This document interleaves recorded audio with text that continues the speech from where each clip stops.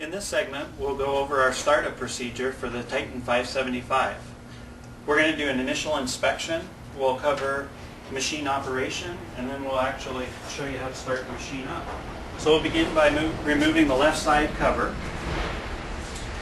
And on the left side of the machine, about 3/4 of the way back near the top under the heat exchanger, you'll see a yellow ring, which is the engine oil dipstick. So you remove the dipstick, wipe it off, reinsert it, and then check to make sure the oil level is between the two punched holes on the stick. We're then going to look at the sight glass at the rear of the high pressure pump and make sure that the oil level is halfway in the middle of the sight glass. We're going to do a quick visual inspection to make sure we don't see any loose clamps, any fasteners that have come loose or fallen off, and we'll look over the belts, the drive belts, to make sure that we don't see any signs of fraying or cracking. For a more in-depth view of machine inspection, please refer to that video tape in the series. We'll quickly walk around to the right side of the machine, remove the cover again. Again, we're going to check, make sure hoses are secure, clamps are secure, that there's no loose fasteners, and we don't see any fluid laying in the bottom of the machine indicating a leak. Quickly check over the drive belts, and then we'll look at the two sight glasses on the blower and visually check them to make sure the fluid level is in the middle of the sight glass. Then we'll reinstall the cover. Moving back around to the front, we'll talk for a minute about machine operation. The control knob on the upper left-hand side is the choke for cold weather starting.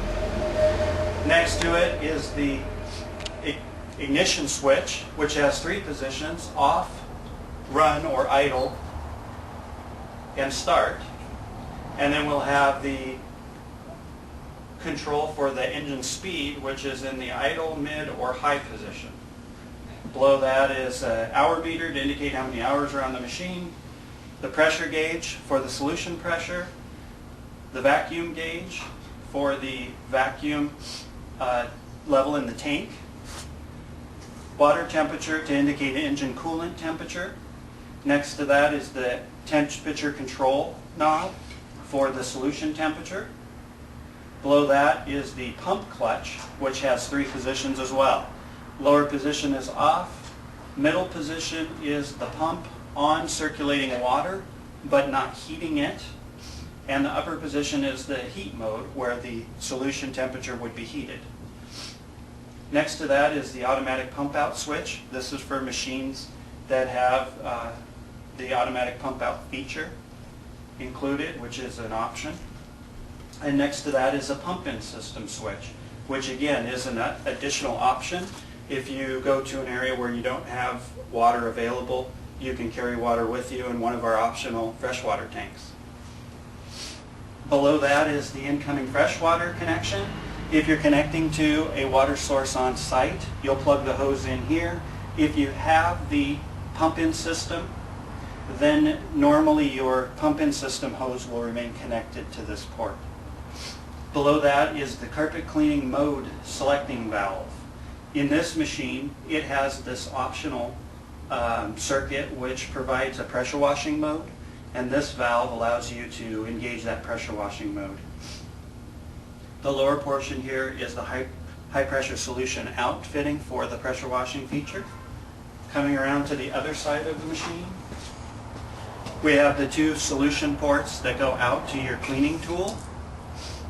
Below that, this area is the chemical metering system.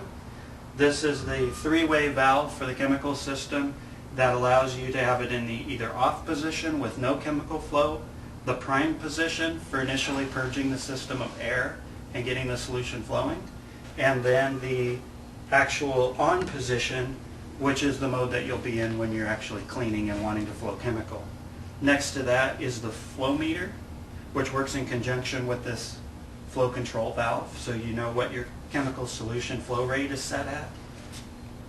Moving above and to the left is the pressure regulating valve to set the pressure of the fluid that's going out of the machine to the cleaning tool. Below that is the blower loop port, which we'll use prior to shutdown to lubricate the internals of the blower and keep them from corroding.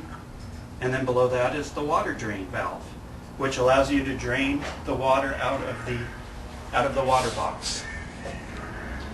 So that covers that. So we'll begin by walking around to the other side of the machine. We'll connect our garden hose to the front using a quick connect. Again, if you have a freshwater tank in your installation, the freshwater tank hose from the pump would be connected here, and we would simply turn on the pump system. In this case, we're not using that system, so we're going to leave that switch in the off position. When you connect this, you should hear water flowing into the water box, which I'm not sure if you can hear in audio, but I can hear it now, and that indicates that the water is actually flowing in. If when you connect this hose you don't hear any water flowing into the water box, you want to go back to the spigot and make sure you turn the valve on and make sure the hose is connected all the way down. There's not some sort of obstruction. Next, we'll connect the solution out. In this case, today we're connected to a wand. So you can use either port. We'll connect to the top port. And then we'll go through the actual starting procedure. The first thing we're going to do is turn this switch to run. We're going to leave the throttle level at idle, and then it's spring-loaded to start. So we'll push that down. The next thing we'll do is we'll go ahead and turn the pump clutch to the on position, and we're going to allow the machine to heat up for 3 to 5 minutes. Once the machine is heated up for 3 to 5 minutes, we'll go ahead and turn the pump on to the heat mode, and we'll set our various knobs and dials to allow the machine to heat up to operating temperature and the solution to heat so we could clean. There's a couple different modes I want to talk about before we start the machine. You'll notice down here below there's a selector valve that says warm or hot. This machine has the ability, when it's in the pump on no heat mode, to still provide a small amount of heat for cleaning upholstery. It cuts out part of the heat exchange circuits for the solution temperature. If you're in that mode, this knob does not regulate heat at all. You need to be in the heat mode, the pump on heat mode, and turn this knob then to the hot position on the selector valve. Then you have full control over the temperature of the machine's outlet solution by controlling it with this knob then and watching your temperature gauge here. So when we initially start the machine, we'll start this in warm. We'll make sure the pump clutch is off. So again, one more time, we're going to go to run position. We're going to start. We'll be in idle mode with the pump clutch off and the garden hose connected. Okay, so before we start the engine, one final check. We want to make sure that we uncap the vacuum ports completely so there's no blower load on the engine when we start. If you freeze guarded the machine the night before, we're going to want to make sure that we purge the chemical system of all the antifreeze before we draw cleaning solution into the chemical system. And if it's the first start of the day and it's during cold weather, or cold weather any time of day really in your area, you may end up needing to use some choke. Typically 1/4 to 1/2 inch works. In really cold weather you might have to pull it out all the way for a second or two and then decrease the choke as the engine comes up to speed. So for now we'll put on our safety equipment, which in this case is ear defenders or ear plugs, and we'll go ahead and start the machine up.